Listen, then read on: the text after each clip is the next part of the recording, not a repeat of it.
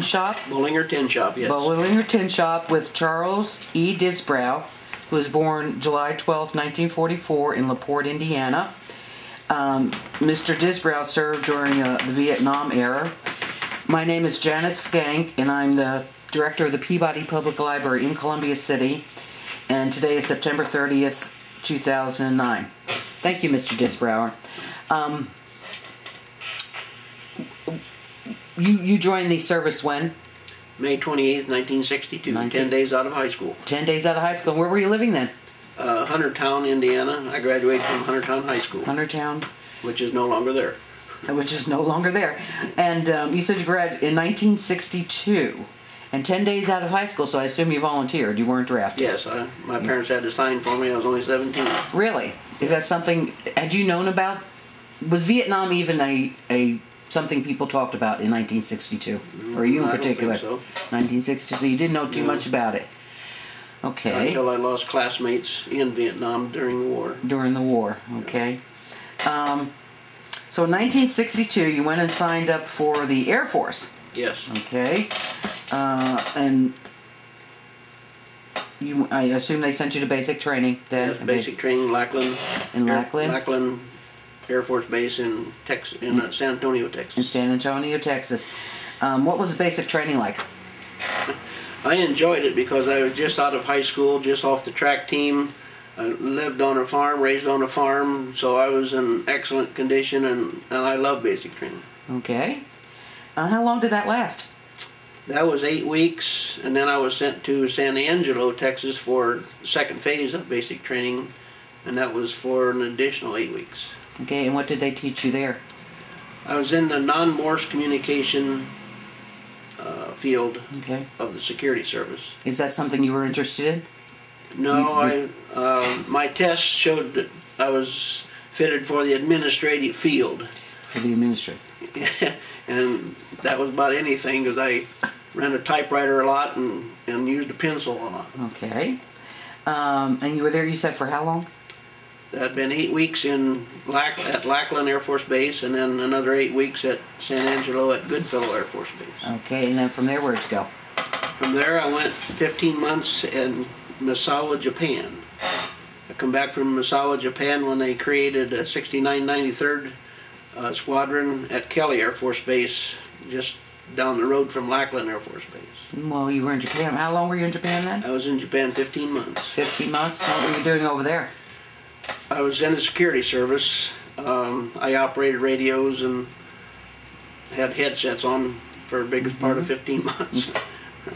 I learned a lot of Russian and Japanese while I was there.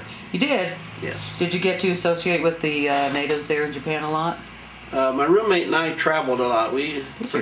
Traveling was cheap. You could ride a train for almost nothing, and we traveled all over Japan. Okay. So it was quite interesting. What impressed you the most about Japan? First time I went to the restroom and there's a lady sat behind me. Yeah. You might delete that. Yeah. No, we won't do that. So it's a different way of life in Japan then? Oh, yes. Okay. Yeah, back in the 60s, yes. Okay. I imagine it's totally different now. So what are we up to, about 1964 or something like that? 64, yeah, 65? I came back in 64. June. I went over in March of 63, and then 15 months later would have been June, end of June in 64. 64. Yeah. You came back because they were forming another squadron. Right, they formed another squadron, and basically it was the same thing. We just did paperwork and collected information from overseas. We never asked you why the Air Force. Why'd you choose the Air Force? Well, my father was in the Air Force. No other reason than that, I guess. It's family business. Yeah. Okay. So we're back here in the United States, and you're in a new squadron. And that was in 64. That was about the time that the Vietnam War started escalating a little bit. Right. Did you know anything about it then? Like I say, nothing more than when I lost 2 or 3 of my classmates. And when was that? Killed. When was that? I don't know the year. Okay. I remember seeing their names. I went to see the wall once in Washington, D.C., and I put a paper up and I used pencil and did an etching? Whatever, the etching, of their names. Okay. Yeah.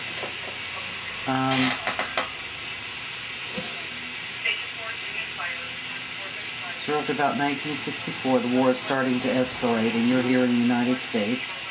How long were you in the how long was that squadron there? How long were you there? It was there until I left. Okay, and that was 1970?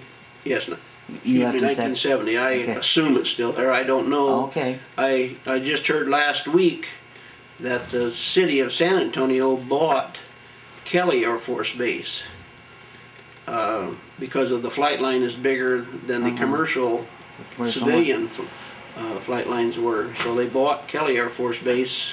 I just heard that last So you were back in Texas. That's where this squadron was, back in Texas? Back in San Antonio. Back in San Antonio. Mr. Disbrow, were you married when you went in the service? No, I got married in April of 1966, and I re-enlisted in May of 1966. And where'd you meet your wife? I met her in San Antonio. That was been my first wife. Your first wife? Yes. Okay. You met her in San Antonio? Yes. And I assume she lived on base with you? Yes. What was living on base like? Just an apartment. Just an apartment? Nothing different.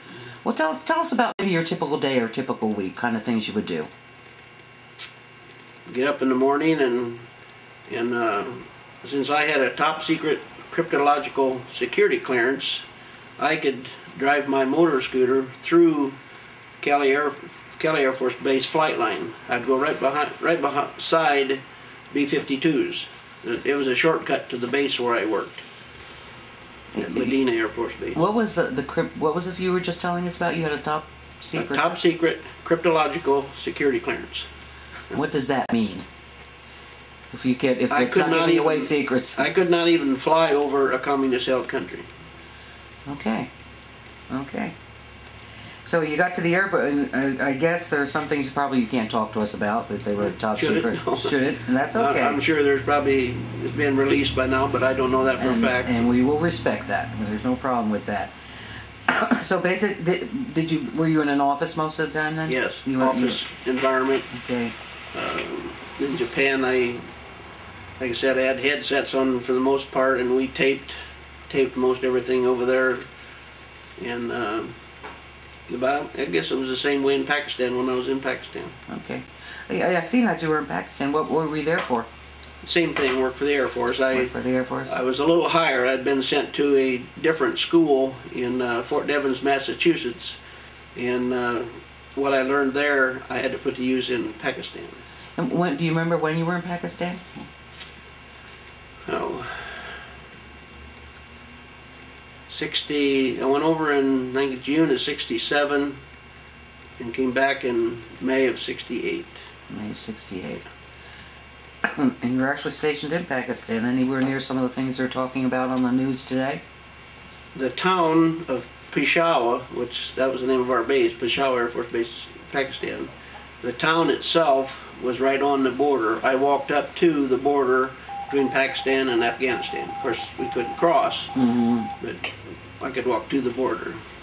And I have during my tour of the service, of course, in '63, when President Kennedy was assassinated, there was a little shop in Peshawar, downtown Peshawar, that made rocking chairs. President Kennedy had a rocking chair made in this shop. I have 2 footstools, camel head footstools, that I had made in that same shop that President Kennedy had a rocking chair made. Wow. Still have them? Yes, I do. Very good. Okay, so we got you into Pakistan after you came back to Texas, went over to Pakistan. Yes. And how long? After a 3-month schooling in Massachusetts. After 3 months schooling in Massachusetts. Again, I assume, well, it wasn't in the security, communication security, yes, and that type of thing. Security service. Okay. And you were there for 3 months. And then you came back here. And I was in Peshawar for a year. Peshawar for a year? Yes. Okay, 3 months in schooling in Massachusetts before I went to Pakistan. Okay, thank you for correcting me on that. And you were there for a year. Was your family with you? No, I couldn't go. That was considered remote site. Yeah, So, remote. So you were gone for a year and you didn't get a chance to see your family. How'd you communicate with them? Letters. Letters? Okay. Cost you anything? The letters? At that time, stamps were cheaper than they are now. I don't remember what it was, but I know it was cheaper. Well, the reason I asked is I just found some of my father's letters from World War II, and everything was free for them. They just wrote free on there and went through. So, No? I guess I didn't pay attention. I don't remember that. But you're right. Stamps were much less expensive then than they are now. That's right. When you when you were in Pakistan, did you get to see much of the culture there? Not really. Like I say, Peshawar, the town that the base was named after, it seems to me we took a taxi to get there. It wasn't more than a couple miles from the town itself. Okay. And that's about the only place we could go, as far as I knew. So you did you get a chance to leave that area at all? No. Did you? No. Well, what impressed you about Peshawar then? Hot. Hot. The day we got there, it was 125 degrees, and we stepped off of a air-conditioned airplane into 125 degrees, and just like stepping into a furnace.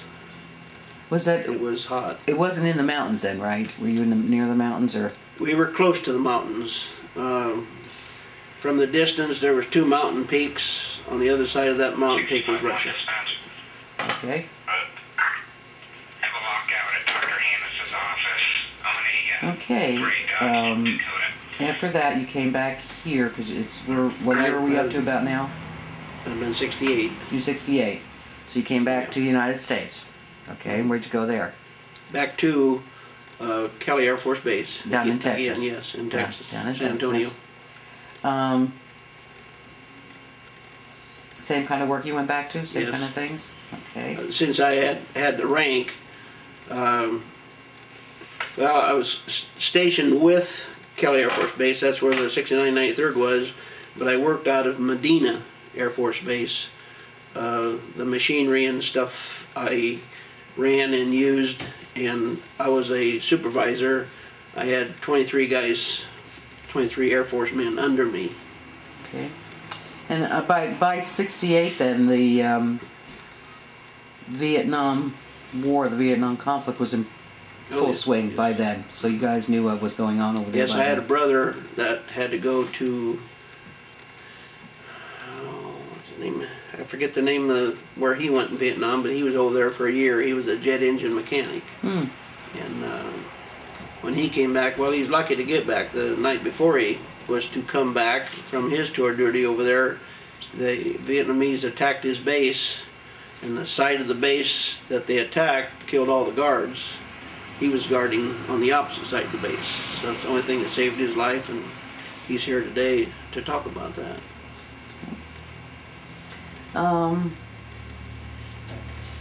You also mentioned on your biographical sheet that you were Airman of Quarter. Can you explain to us what that is? The job I had, I worked for a colonel, and I had reams and reams of paperwork that I did all the time, and I kind of, if you want to say, invented a couple of things. We got so many messages in, I figured out a way to do shortcuts, and it gave him an avenue, if you want to say, to put me in for Airman of the Quarter. So I made Airman of the Quarter for the base, which was Kelly at that time. And then the next step was regional, and then was United States, and then was worldwide. And I was runner-up for the command worldwide for Airman of the Quarter. Okay. You mentioned something about it. You invented things. Was it actual machine? Well, mechanical? no, just shortcuts and paperwork. Shortcuts and paperwork. Saved a lot of time and work. Yeah, I think we could use them at the library, can't we? I actually worked in the library when I was in high school. Did you really? Yes. The Huntertown. Yes. If I couldn't get a subject to take, I took librarian because I got credit for it. That's good. Yeah. Okay. You finally left the service in 1970. Yes. Now, were you eligible for your retirement at that time, or did you? No, yeah, 20 years at that time. You were pretty close to 20 years. If I'd have stayed another 4, yes, I would have stayed the 20. Okay. But I was so tired of doing paperwork and what have you that let me out. Okay. And at that time, the factories were big up here, and I didn't get in right away. But after a year, I did get into Dana Corporation in Fort Wayne. In Fort Wayne. What brought you to South Whitley? My second wife. Your second wife? She lived here, and I met her while I was divorced. I lived in Columbia City, and I worked down here part-time, and we met. Okay. Were there any benefits available to you after you left the service? The schooling benefit, since I was in 8 years, I don't remember if I was entitled to 6 years or 8 years of schooling, but I had a family, and for the first year, from June of 70 until June of 71, I worked for a Mutual Security Life Insurance Company in Fort Wayne. And then I got in the factory in Fort Wayne at Dana Corporation. And it just consumed so much of my time, and I didn't think about college, and it wasn't until I had 2 years of my benefits left that somebody called me and said, would you like to take advantage? Well, I wish you'd have called me earlier. But yes, I did take advantage of the last 2 years of my eligibility for schooling, and since then I've gotten a 2-year degree in administration, a 3-year degree in industrial management, and then I went on and got my bachelor's degree in management. Did any of your military service, any training or duties or whatever help you after you left the service in either your jobs, your profession, or in your schooling? Not really. Okay. There was an Air Force University. I took courses of that while I was in the service. Air Force, that was the Air Force University out in Maryland. San Antonio Junior College, I took courses while I was in San Antonio. I took courses in Japan. I think that was also out of Maryland University. And I took courses while I was in Pakistan. So I'm schooling most of the time. Okay. We're about to end the interview, but I want to make sure that we've gotten on record anything you wanted to say about that time, about your service and things that you've done or things that you've seen. I enjoyed it, and as I said earlier about my physical shape, because of being just off the track team and being off the farm, I was in good physical condition, and I didn't find anything hard. It seemed like everything came easy, I guess you'd say. Okay. As far as anything physical, Japan was nice. We were stationed right on the ocean, and when it snowed 36 inches. Every time it snowed 36 inches. We would build tunnels to get to our compound where we worked. Was that in the mountains anywhere in Japan? No, it was right on the beach, right on the coast. So, see, the snow come in off the ocean, the moisture, and then the temperature, of course, made snow, and that's why we always had so much snow. One doesn't usually think of snow on Japan on the coast. Yeah, the longitude and latitude is about even with here. Is it? Yeah, where I was. Okay. Pakistan was hot. While I was over there, I became a lifeguard, and that took up part of my time. I also was a part-time cook, a short-order cook, first in the snack bar in our compound building, then I became a short-order cook in the NCO building. So I got some cooking experience while I was in the service also. Seems like you did a little bit of everything. Yeah. 8 years went fast, I can say that. Very well-rounded person. Well, again, we wanted to thank you for doing this. Thank you for your service. And I could also add that while I was in the service, I sang in the church choir. Of course, I sang in choir at high school before I graduated, and that has continued. I sing now with the Chain Lakes barbershop course, which is located in Columbia City, Indiana. And I enjoy that. I've been in 15 years now. Excellent. Okay. Well, again, thanks a lot. Thank you.